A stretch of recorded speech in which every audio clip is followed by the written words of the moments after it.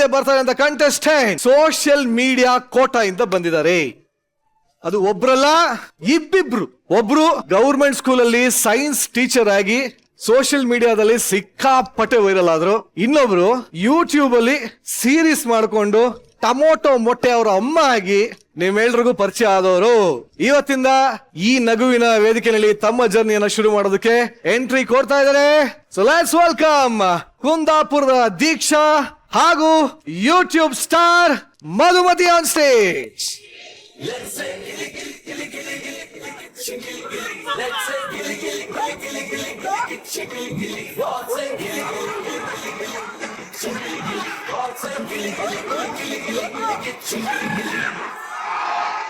ದೀಕ್ಷಾ ಹಾಗೂ ಮಧುಮತಿ ಅವರೇ, ನಿಮ್ಮಿಬ್ಬರಿಗೂ ಕೂಡ welcome to Gichchi Giligili season 3. Thank you.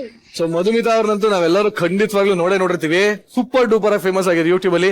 And ನೀವು ರೀಲ್ಸ್ ಮಾಡಿದ್ರೆ ಫೇಮಸ್ ಆಗಿದ್ದೀರಾ ಅನ್ಕೊಂಡಿದ್ರಾ? ಅವತ್ತು ಅಲ್ಲಿ ಯಾವ್ದೋ ಒಂದು ಮಾಡಿರೋ ರೀಲ್ಸ್ ಇಲ್ಲಿವರೆಗೂ ತಂದು ಇಂಥ ಒಂದು ದೊಡ್ಡ ವೇದಿಕೆಯಲ್ಲಿ ತಂದು ನಿಲ್ಸುತ್ತೆ ಅಂತ? ಸತ್ಯವಾಗಿ ಹೇಳುದಂತ ಹೇಳ್ರೆ, ನಾ ಮಾಡದದು ಅಚಾನಕವಾಗಿ ಮಾಡಿರೋದಂತದ್ದು. ಆ ಒಂದು ಪುಕ್ಕುಲಿ ಸಾಂಗ್ ಏನಿತ್ತು, ಇಷ್ಟು ದೊಡ್ಡ ವೇದಿಕೆ ನಂಗೆ ತಂದು ಕೊಡುತ್ತಂದೇಳಿ ಹೇಳ್ರೆ ನಂಗೆ ನಂಬಕ್ಕೆ ಸಾಧ್ಯ ಇಲ್ಲ ಅದು. ಸೊ ಇದು ಇನ್ನೂ ನಂಗೆ ಕನಸು ರೀತಿಯಲ್ಲೇ ಇತ್ತು. OTT ವೀಕ್ಷಕರಿಗೆ ನಿಮ್ ಬಗ್ಗೆ ಗೊತ್ತು, ಟಿವಿ ಆಡಿಯನ್ಸ್ಗೆ ನಿಮ್ಮ ಪರಿಚಯನ ನೀವೇ ಮಾಡಿಕೊಡಿ. ನಾನು ಮೊರಾರ್ಜಿ ದೇಸಾಯಿ ರೆಸಿಡೆನ್ಷಿಯಲ್ ಸ್ಕೂಲ್ ಕಮ್ಮಾಜಿಯಲ್ಲಿ ಸೈನ್ಸ್ ಟೀಚರ್ ಆಗಿ ವರ್ಕ್ ಮಾಡ್ತಾ ಇದ್ದೆ. ಈಗ ಇಲ್ಲಿ ಸೆಲೆಕ್ಟ್ ಆದ್ರ ಮೇಲೆ ಜಾಬ್ ಬಿಟ್ಟಿರೋದು. ನನ್ನ ಹಾಬೀಸ್ ಬಂದು ನಾನು ರಂಗಭೂಮಿ ಕಲಾವಿದಾಯಿ, ನಾಟಕ ಮತ್ತೆ ರೀಲ್ಸ್ ಅದೆಲ್ಲ ಮಾಡ್ಕೊಂಡು ಬಂದಿದೆ. ಸುಮಾರು ಒಂದು 8 ವರ್ಷ ಆಯ್ತು ನಾಟಕ ಇದೆಲ್ಲ ಮಾಡ್ಕೊಂಡು ಸುಮಾರು ಶೋಸ್ಗಳನ್ನೆಲ್ಲ ಮಾಡಿದೆ. ಬಟ್ ನಿಜವಾಗ್ಲೂ ಕಲಾವಿದೆ ಆಗ್ಬೇಕು ಅನ್ನೋ ಒಂದು ದೊಡ್ಡ ಕನಸಿನ ಹೊತ್ತು ಜೀವನಾಧಾರಕ್ಕಿದ್ದಂತ ಒಂದು ಸರ್ಕಾರಿ ಕೆಲಸವನ್ನೇ ಬಿಟ್ಟು ಈ ವೇದಿಕೆಗೆ ಬಂದಿದ್ದಾರೆ. ನಿಜವಾಗ್ಲೂ ಅಪ್ರಿಶಿಯೇಟ್ ಮಾಡ್ಲೇಬೇಕು. ಯಾಕೆ ಇಂಥ ಒಂದು ನಿರ್ಧಾರ ತಗೊಂಡಿದ್ರಲ್ಲ? ಯಾಕೆ ಏನಾದ್ರೂ ಒಂದು ಅಚೀವ್ ಮಾಡ್ಕೊಂಡ್ ಹೇಳಿದಿತ್ತು ನನ್ಗೆ. ನನ್ನೊಟ್ಟಿಗೆ ಬಣ್ಣ ಹಚ್ಚದಂತ ನನ್ನ ಒಬ್ಬ ಅಣ್ಣ, ಅಂದ್ರೆ ಸ್ವಂತ ಅಲ್ದಿದ್ರು ನನ್ಗೆ ಹೈಸ್ಕೂಲ್ ಇಂದ ನನ್ನ ಸೀನಿಯರ್ ಆಗಿದ್ದವನು. ಸೊ ಕಾರ್ತಿಕ್ ಅಣ್ಣ ಅಂತ, ಹೀಗೆ ಒಂದು ರಿಯಾಲಿಟಿ ಶೋ ವೇದಿಕೆಯಲ್ಲಿ ಅವನು ನೋಡಿ ನನ್ನ ಹತ್ರ ಬಂದು ಹೇಳಿದಿಷ್ಟೇ ಒಂದು ಮಾತು, ದೀಕ್ಷಾ ನಾವು ಒಂದ್ ಟೈಮ್ ಅಲ್ಲಿ ಆ ಒಂದು ಸ್ಟೇಜಿಗೆ ಹತ್ಬೇಕು ಅಂತ. ಸೊ ಆ ಮಾತು ಅವ ಹೇಳ್ದ. ಬಟ್ ಈಗ ಅವನ ನಮ್ಮೊಟ್ಟಿಗಿಲ್ಲ. ಅವನ ಒಂದು ಕನ್ಸು ಇರ್ಬೋದು, ಅವನ ಹೆಸರೇ ಕನ್ಸು ಕಾರ್ತಿಕ್ ಅಂತ. ಸೊ ಅವನ ಒಂದು ಬ್ಲೆಸ್ಸಿಂಗ್, ಮೊನ್ನೆ 22ಕ್ಕೆ ಅವನು ತೀರಿ ಹೋಗಿ 1 ವರ್ಷ ಆಯ್ತು. ಸೊ 22ಕ್ಕೆ ನಂಗೆ ಫೋನ್ ಬಂದಿದ್ದು, ನೀ ಗಿಚ್ಚ ಗಿಲಿಗಿಲಿ ಸೆಲೆಕ್ಟ್ ಆಗಿದೆ ಅಂತ ಹೇಳಿ. ಅವನ ಆಶೀರ್ವಾದನೆ ಅಂತಾನೆ ಹೇಳ್ಬೋದು. ನಿಜವಾಗ್ಲೂ ನಿಮ್ಮ ಸ್ನೇಹಿತರಾಗಿರೋ ಕಾರ್ತಿಕ್ ಅವ್ರು ಎಲ್ಲೇ ಇದ್ರು ಇವತ್ತು ತುಂಬಾ ಸಂತೋಷ ಪಟ್ಟಿರ್ತಾರೆ. ಅವ್ರ ಆಸೆನ ನೀವು ಈಡೇರಿಸ್ತಾ ಇದ್ದೀರಾ ಅಂತ. ಒಳ್ಳೇದಾಗ್ಲಿ. ಮಧುಮತಿ ಅವರೇ, ಸೊ ನಿಮಗೆ ಹೇಗೆ ಅನಿಸ್ತಾ ಇದೆ ವೇದಿಕೆಗೆ ಬಂದಿರೋದು? ತುಂಬಾ ಹೆದರಿಕೆ ಇದೆ. ಸ್ಟೇಜ್ ಹತ್ತಿದೀನಿ, ಇಲ್ಲ ಅಂತಲ್ಲ. ಥಿಯೇಟರ್ ಮಾಡ್ತಿದ್ದಾಗ ಸ್ಟೇಜ್ ಹತ್ತಿದೀನಿ. ಬಟ್ ಇದೊಂಥರ ತುಂಬಾ ಡಿಫ್ರೆಂಟ್ ಎಕ್ಸ್ಪೀರಿಯನ್ಸ್. ನನ್ಗೆಲ್ಲ ಹೊಸದು. I am like cleans slate. ಯಾರು ಹೆಂಗ್ ಬೇಕಾದ್ರೂ ತಿದ್ಬೋದು ನನ್ನ. ನಿಮ್ಗೆ ಯಾರು ಪೇರಾಗಿ ಬಂದ್ರೆ ಚೆನ್ನಾಗಿರುತ್ತೆ ಅನಿಸ್ತಾ ಇದೆ? ನನಗ್ ಖಂಡಿತ ಗೊತ್ತಿಲ್ಲ. ಮೇಡಮ್ ನೀವ್ ಹೇಳಿ. ನಂಗೆ ಯಾರು ಕೊಟ್ರು ಖುಷಿಯೇ. ಒಂದೊಂದು ಮುತ್ತು. ಅಮ್ಮ, ಈಗ ನಮ್ಮ ಜೀವನ ಪಾವನವಾಯ್ತಮ್ಮ. ಹಾಗಿದ್ರೆ ತುಕಾಲಿ ಪುಕ್ಕುಳಿ ಒಳ್ಳೆ ಕಾಂಬಿನೇಷನ್. ಬನ್ನಿ, ಸೆಲೆಕ್ಟ್ ಆಗಿದ್ರೆ ಬನ್ನಿ.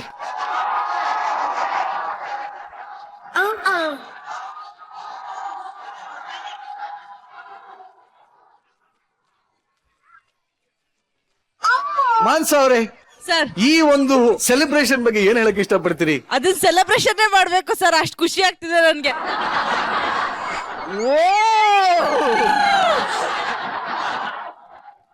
ನಿಂಗೆ ಹಂಗೆ ಆಗ್ಬೇಕು ನಿನಗೆ.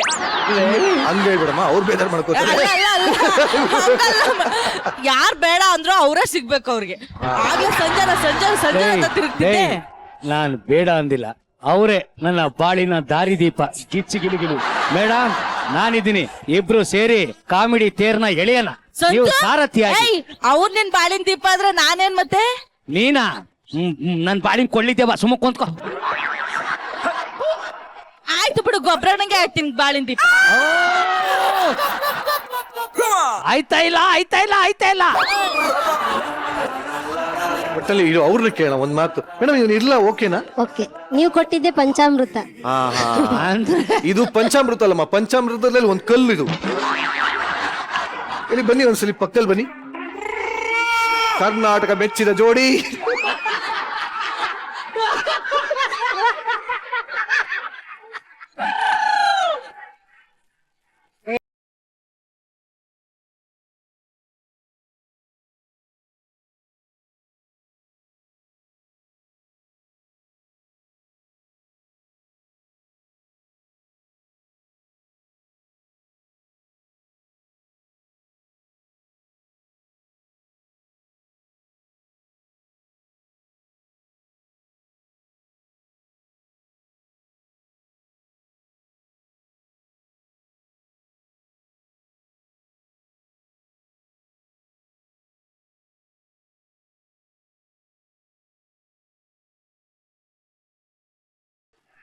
ನೊಂದು ಬಿಟ್ಟಿದ್ದೀನಿ.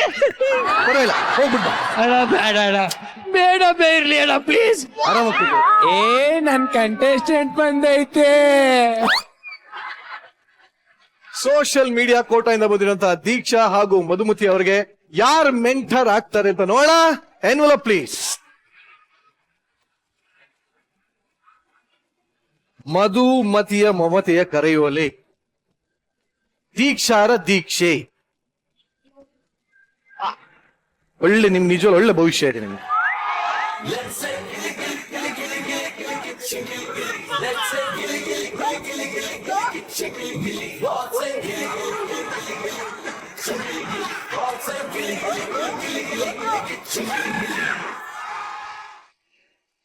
ಇವಾಗ್ಲಾದ್ರೂ ಸೇಲ್ ಆಗಿದ್ಯಾ ನೀನು? ನನಗೆ ತುಂಬಾ ಖುಷಿ ಆಗ್ತಿದೆ. ಆಕ್ಚುಲಿ ನಾನು ಎಕ್ಸ್ಪೆಕ್ಟ್ ಮಾಡಿದೆ ಇವರೇ ನನಗೆ ಸಿಗ್ತಾರೆ ಅಂತ. ಒಟ್ನಲ್ಲಿ ಎನಿವೆ ನಿಮ್ಮಿಬ್ಬರಿಗೂ ಆಲ್ ದಿ ಬೆಸ್ಟ್, ಕಂಗ್ರಾಚುಲೇಷನ್ಸ್. ಇರಿ ದೀಕ್ಷಾ ಅವರೇ, ನಿಮ್ಮ ಮೆಂಟರ್ನ ಕರ್ಕೊಂಬನ್ನಿ.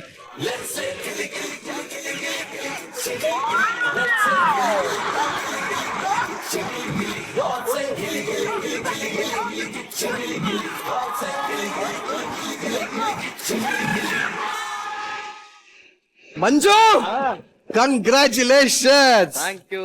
ದೀಕ್ಷಾ ಅವರೇ, ನೀವ್ ಹೇಳಿ, ನಿಮ್ಗೆ ಎಷ್ಟು ಖುಷಿ ಇದೆ? ತುಂಬಾ ಖುಷಿ ಆಗ್ತಿದೆ. ಇವ್ರ ಹೆಸರು ಹೇಳಿ. ಚಿಲ್ಲರ್ ಮಂಜು. ಕ್ಯಾ ಬಾತ್, ನಿನ್ನ ಜೀವನ ಪಾವನ ಆಯ್ತು. ತಗೋ, ನಿನಗೆ ಎಷ್ಟು ಖುಷಿ ಇದೆ? ಮನ್ಸಲ್ಲಿ ಇರೋದನ್ನ ಡೈರೆಕ್ಟ್ ಆಗಿ ಹೇಳು. ಏನಿಲ್ಲ ನಾ ಹೋದ್ ಸಲ ಫಸ್ಟ್ ಗೆ ಸೇಲ್ ಆಗಿದ್ದೆ, ಈ ಸಲ ಇಲ್ಲಿ ಕೊನೆಯದಿದೆ ಇನ್ನೂ ಸೇಲ್ ಆಗ್ತಾ ಇಲ್ವಾ ಅಂತ ಯೋಚನೆ ಮಾಡ್ತಾ ಇದ್ದೆ.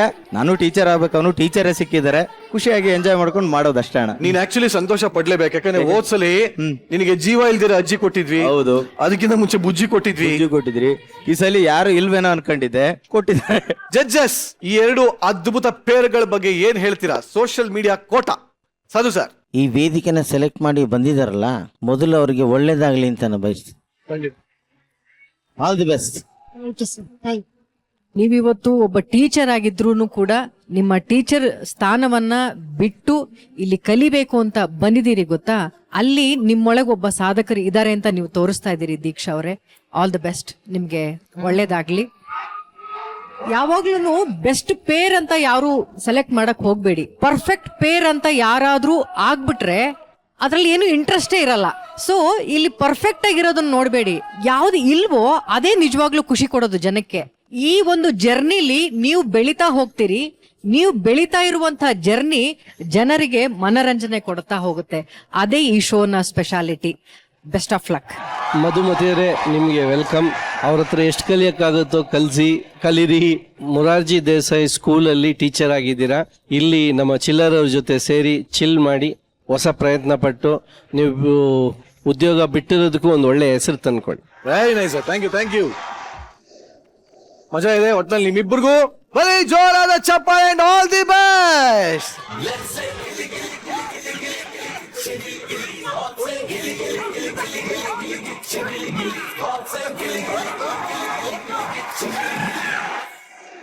ಗಿಲಿಗಿಲಿ ಸೀಸನ್ 3 ಗ್ರ್ಯಾಂಡ್ ಓಪನಿಂಗ್ ಗೆ ನಾನಾ ಕೋಟಗಳಿಂದ ಬಂದು ಅಡ್ಮಿಷನ್ ಆಗ್ತಾನೆ ಇದ್ದಾರೆ. ಈಗ ಅದೇ ರೀತಿ ಬಿಗ್ ಬಾಸ್ ಸೀಸನ್ 10 ಕೋಟಾ ಇಂದ ಮತ್ತೊಬ್ರು ಎಂಟ್ರಿ ತಗೊಳ್ಳಂತ ಸಮಯ. ಬಿಗ್ ಬಾಸ್ ಸೀಸನ್ 10ರ ರನ್ನರ್ ಆಗಿ ಇಡೀ ಕರ್ನಾಟಕವನ್ನೇ ಫ್ರೀಸ್ ಮಾಡಿದಂಥವ್ರು. Let's welcome Bigg Boss season 10ರ ರನ್ನರ್ ಡ್ರೋನ್ ಪ್ರತಾಪ್.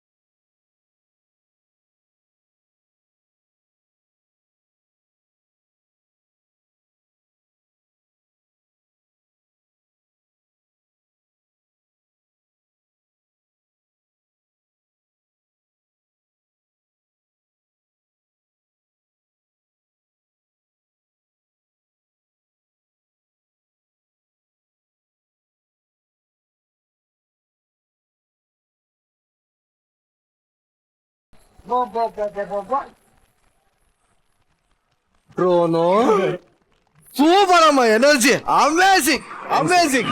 ಥ್ಯಾಂಕ್ಸ್ ಅಣ್ಣ, ಥ್ಯಾಂಕ್ಸ್. ಹಿಂಗೆ ಚಿಕ್ಕ ವಯಸ್ಸಿಂದನೂ ಡ್ಯಾನ್ಸ್ ಕಲ್ತಿರೋದು ಅಥವಾ ಇತ್ತೀಚೆಗ? ಮನ್ಸ್ಫೂರ್ತಿಯಾಗಿ ಕುಣಿತೀನಿ, ಖುಷಿಯೆಲ್ಲ ಹೊರಗಡೆ ಹಾಕ್ಬೇಕು, ಕುಣಿದು ಖುಷಿಯೆಲ್ಲ ಹೊರಗಡೆ ಹಾಕ್ಬೇಕು. ಇಲ್ಲೂ ಆ ವ್ಯಕ್ತಿ ನೋಡಿ ಏನ್ ಅನಿಸ್ತಾ ಇದೆ? ಖುಷಿ ಆಗ್ತಿದೆ ಅಣ್ಣ, ಬಹಳ ಖುಷಿ ಆಗ್ತಿದೆ. ಆ ವ್ಯಕ್ತಿನೂ ಕೇಳೋಣ. ದಯವಿಟ್ಟು ಚಿಂತಾಜನಕ ಸ್ಥಿತಿಲಿರುವಂತ ಬೀನ್ ಬ್ಯಾಗ್ ಸಂತು ಅವರೇ, ಏನ್ ಹೇಳ್ತೀರಾ ನಿಮ್ಮ ಗೆಳೆಯನ ಬಗ್ಗೆ, ಕುಚ್ಚಿಕ್ಕೋ ಗೆಳೆಯನ ಬಗ್ಗೆ? ಆಕ್ಚುಲಿ ಪ್ರತಾಪ್ ಅವ್ರು ಇಲ್ಲಿಗೆ ಬರ್ತಾರೆ ಅಂತ ಎಕ್ಸ್ಪೆಕ್ಟ್ ಮಾಡಿದ್ದೆ. ಈಗ ತಾನೇ ಬೇರೆ ಹೇಳ್ತಿದ್ರಲ್ಲ, ಅದೇ ಸತ್ಯ ಹೇಳಿ. ನನ್ ಪಕ್ಕ ಅದಕ್ಕೆ ಕೂತಿದ್ದು.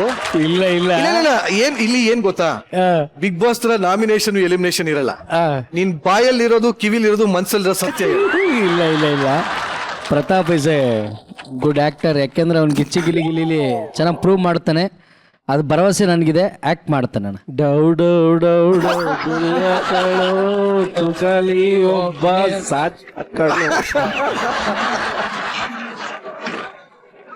ಬಿಗ್ ಬಾಸ್ ಮುಂಚೆ ಇದ್ದ ಪ್ರತಾಪ್ಗೂ ಬಿಗ್ ಬಾಸ್ ಆದ್ಮೇಲಿನ ಪ್ರತಾಪ್ಗೂ ಏನ್ ಡಿಫರೆನ್ಸ್ ಆಕ್ಚುಲಿ? ಮುಂಚೆ ಯಾವುದಕ್ಕೂ ಉತ್ತರ ಕೊಡ್ತಾ ಇರಲಿಲ್ಲ. ಏನಾದರೂ ಟೀಕೆ ಟಿಪ್ಪಣಿಗಳು ಬಂದರೆ ನನ್ನ ಪಡಗೆ ನಾನೇ ಇರ್ತಿದ್ದೆ.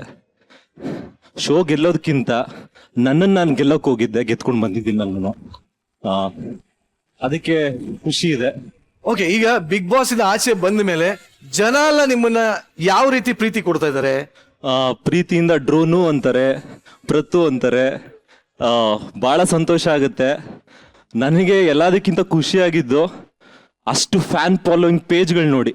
ಹೌದು, ಯಾರಿಗೂ ₹1 ಕೊಟ್ಟಿಲ್ಲ. ಒಂದಿನ ಏನು ಅಂತ ಕೇಳಲಿಲ್ಲ, ಎತ್ತ ಅಂತ ಕೇಳಿಲ್ಲ. ಅವ್ರ ಪರಿಚಯ ನನಗಿಲ್ಲ, ನನ್ನ ಪರಿಚಯ ಅವ್ರಿಗಿಲ್ಲ. ಅಷ್ಟೂ ಜನ ಫ್ಯಾನ್ ಪೇಜ್ಗಳು ಮಾಡಿಕೊಂಡು, ಊರಲ್ಲಿ ಅಷ್ಟಷ್ಟು ಮೊಬೈಲ್ಗಳು ಇಟ್ಕೊಂಡು ವೋಟ್ ಮಾಡಿಕೊಂಡು ಕೋಟ್ಯಾಂತರ ಸಂಖ್ಯೆಯಲ್ಲಿ ವೋಟ್ ಮಾಡಿದ್ದಾರೆ.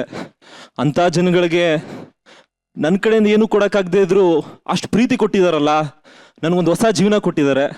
ಭಾಳ ಸಂತೋಷ ಆಗ್ತದೆ. ಅವ್ರ ಬಗ್ಗೆ ನನಗೆ ಭಾಳ ಹೆಮ್ಮೆ ಇದೆ. Very nice, very nice.